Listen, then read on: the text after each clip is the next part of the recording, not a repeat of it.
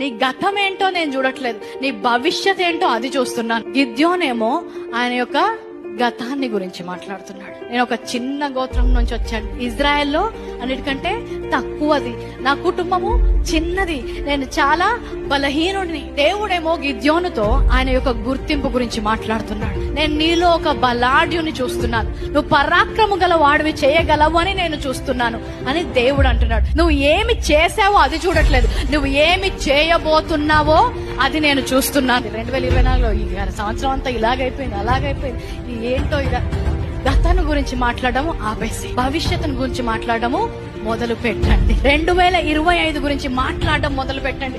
పాత ఏమైపోయిందో దాని గురించి దేవుడు పట్టించుకోవట్లేదు.